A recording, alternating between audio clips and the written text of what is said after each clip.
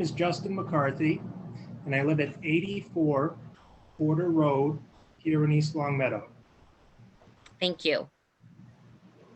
Thank you for joining us. The floor is yours. Okay, all right.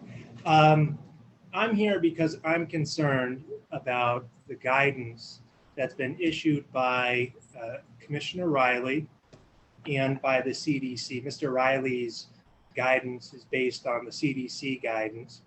And before I start going on about this, have you guys read this? Have some of you read it? Just so I know. Okay. Yes. All right. Well, my daughter is 6 years old.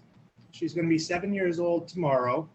She's going into second grade at Meadowbrook School. And honestly, I just don't like these guidelines. I want to point out at the beginning that Mr. Riley states in his memorandum that the COVID is not as great of a risk to children as it is to adults. And it's followed by 4 citations to very credible sources.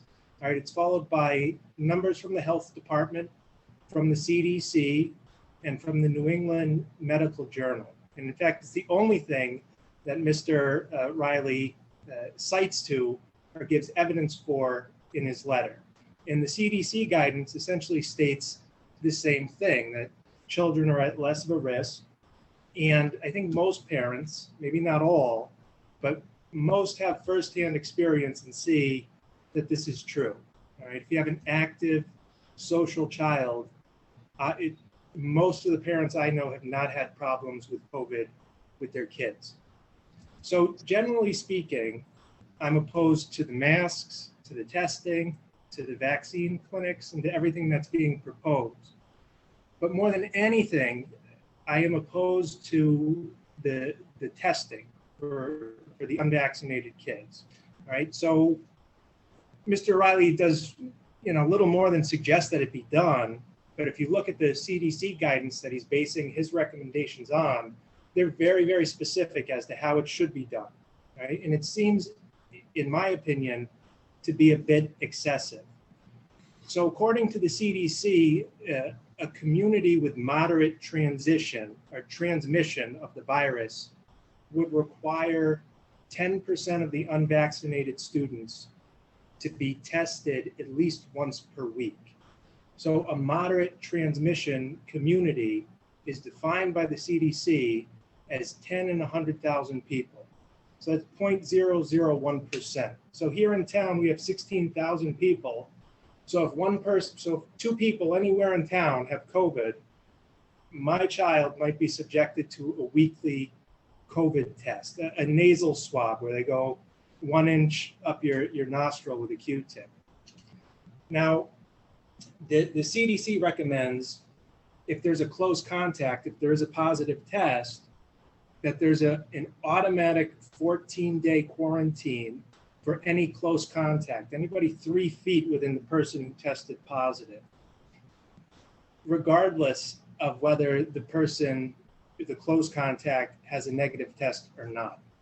All right, now Mr. Riley proposes a test and stay strategy with 5 straight days of testing for all close contacts. Okay? So in a nutshell, that's what they're proposing. I am, generally speaking, I'm opposed to it. But 2 things I want to emphasize.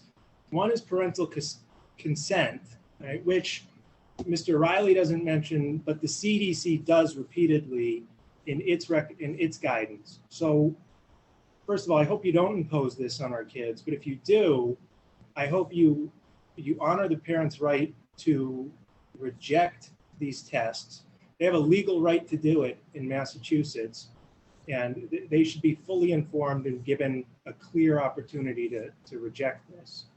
And also the CDC states at the very last line of their guidance that this is more of a burden on small children and that it should be implemented more with older children. So the quote, the last sentence, it says, "The burden of testing is likely to be higher for younger children, and therefore screening testing may be more feasible and acceptable for older children in adolescence. So I ask that you don't implement this. If you do, give us the right to say no as individuals. And if you're going to do it, stick with the older kids and please leave the younger children alone. And then one very last point, the vaccinated are excluded from all of this, from the testing and from the quarantines. But if you look at the CDC's own guidance, they state on page 5, it says, fully vaccinated people can get infected, breakthrough infections, even with the Delta variant. And then 2 sentences down from that, it says, preliminary evidence suggests that fully vaccinated people who are infected with the Delta variant can be infectious and can spread the virus to others.